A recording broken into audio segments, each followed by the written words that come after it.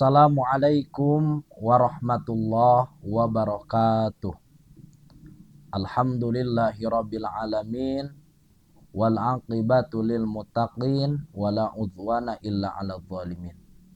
Allahumma fashalli wa sallim ala sayyidina Muhammadin wa ala alihi wa sahbihi ajma'in, amma ba'd.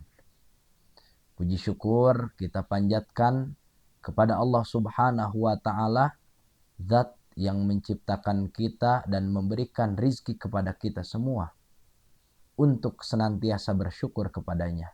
Salawat dan salam marilah kita sanjungkan kepada baginda besar kita, habibana wa nabiyana Muhammad sallallahu alaihi wasallam. Alhamdulillahirabbil alamin, kita kembali dipertemukan oleh Allah Subhanahu wa taala pada sore hari ini, masih dalam suasana bulan Ramadan yang amat sangat luar biasa. Mudah-mudahan kita tetap diberikan keteguhan oleh Allah Subhanahu wa taala untuk terus meningkatkan ibadah kita dan untuk senantiasa istiqomah menunaikan ibadah pada malam harinya, yaitu ibadah tarawih. Walaupun mungkin banyak halang rintang yang menggoda kita, namun tetap kita berada di dalam jalur man shoma wa man qoma Ramadan imanan wahtisaban ghufirallahu ma taqaddama min dzambih. Harapan Allah mengampuni dosa kita dengan cara kita melaksanakan ibadah puasa dengan sebenar-benarnya dan melaksanakan ibadah tarawih pada malam harinya. Pada kesempatan sore hari ini kita buka dengan apa yang pernah disampaikan, salah satu hikmah yang disampaikan oleh Ibnu Athaillah As-Sakandari dalam kitab Hikam. Beliau pernah mengatakan dalam salah satu hikmah beliau, yaitu idza ra'a manarul huda fadhhab walau fardan. Yang artinya, ketika kita melihat secercah cahaya untuk mendapatkan kebahagiaan yang hakiki, maka fadhhab walau fardan, berangkatlah walaupun kita dalam kondisi sendiri. Hal itu ketika kita kaitkan dan tarik pada momentum Ramadan ini, tentunya di antara hudan kita kembali kepada Al-Quran, bahwa pada bulan Ramadan, syahrul Ramadan alladzi unzila fihi Quran, dan Quran tersebut yang diturunkan pada bulan Ramadan, di antara ataupun fungsinya adalah hudan linnas, petunjuk bagi manusia. Petunjuk untuk menunjukkan kemana?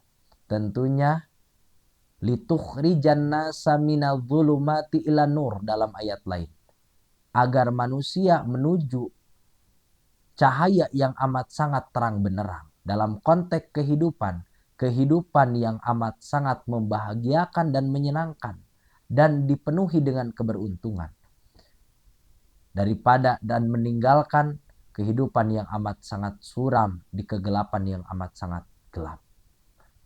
Quran itu berfungsi untuk menunjukkan kita ke jalan yang lurus. Kemudian ketika kita berbicara masalah hudan adalah Quran, dan Quran pun mengatakan bahwa berpuasalah karena Allah Subhanahu wa taala mewajibkan kita berpuasa, pengharapan untuk menjadi pribadi yang muttaqin. Banyak sekali keuntungan orang yang mendapatkan predikat muttaqin di hadapan Allah Subhanahu wa taala.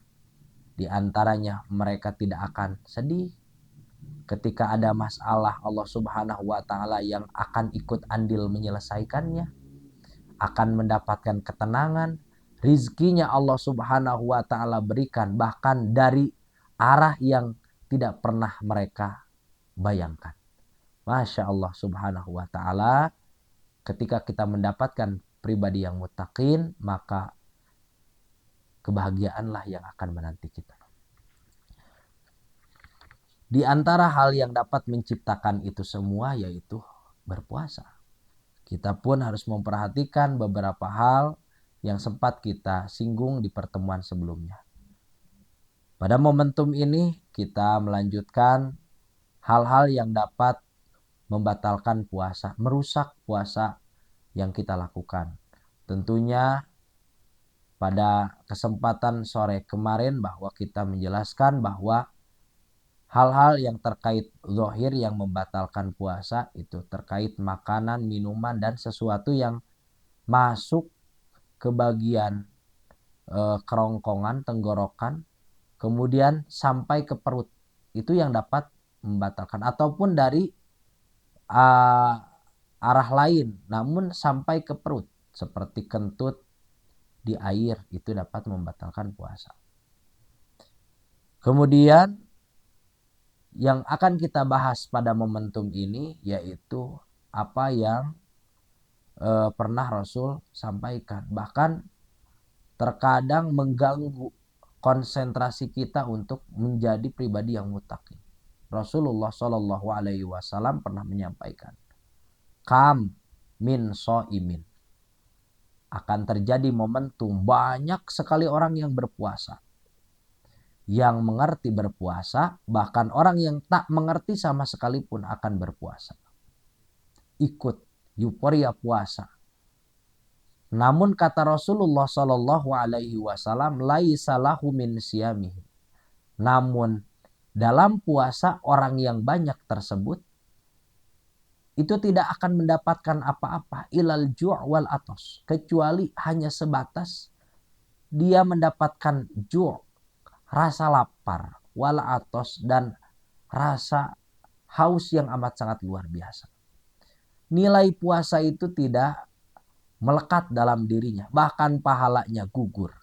Apa yang dapat menggugurkan pahala puasa? Kata Rasulullah Shallallahu Alaihi Wasallam, di antaranya pertama, kita berbohong.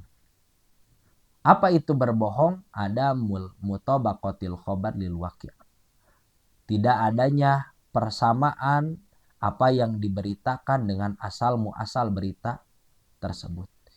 Berbohong. Mungkin bahasan berbohong perlu kita bahas di kemudian hari, karena ketika kita berbicara berbohong dalam konteks agama itu banyak sekali. Ada berbohong yang tidak diperbolehkan. Bahkan dalam konteks puasa ini menghancurkan pahala puasa. Bahkan namun ada berbohong yang diperbolehkan di dalam agama. Mungkin kita dalam kesempatan lain akan bahas. Namun kondisi berbohong seseorang dengan ucapannya itu dapat membatalkan pahala puasa. Puasanya tidak batal karena tidak ada hal duniawi yang masuk ke kerongkongan manusia tersebut kemudian sampai ke perut. Namun konteks ini bukan membatalkan puasanya, namun pahala puasa. Sehingga 0 ganjaran orang tersebut dalam berpuasa. Yang kedua yang dapat membatalkan pahala puasa yaitu ghibah. Zikruka akhoka bima yakroh, menceritakan keburukan orang yang enggan diceritakan keburukan tersebut kepada orang lain. Kita membicarakan, menggunjing dan lain sebagainya.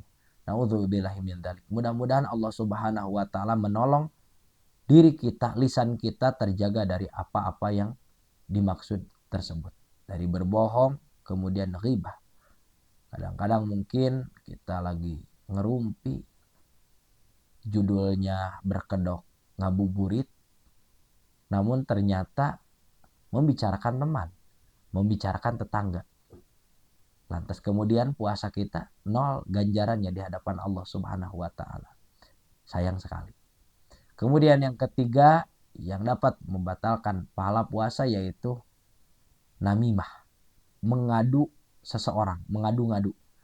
Dalam konteks misalkan mengharapkan kerusakan di 2 orang ataupun 1 orang dengan cara mengadu domba.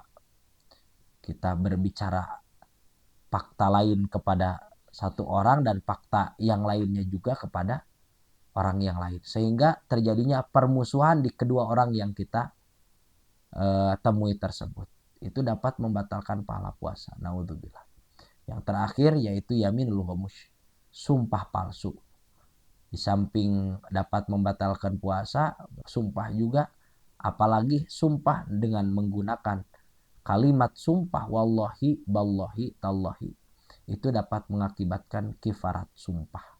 Oleh karena itu dari 4 hal tersebut kita harus hindari, dikarenakan apa? Agar nilai puasa kita utuh secara zahir dan utuh secara batin. Zahir melahirkan kesehatan jasmani, batin melahirkan kesehatan rohani. Mudah-mudahan puasa kita diterima oleh Allah Subhanahu wa taala. Selamat berbuka puasa. Allahumma lakasumtu wa bika amantu wa ala rizkika aftartu birahmatika ya arhamar rahimin. Wassalamualaikum warahmatullahi taala wabarakatuh.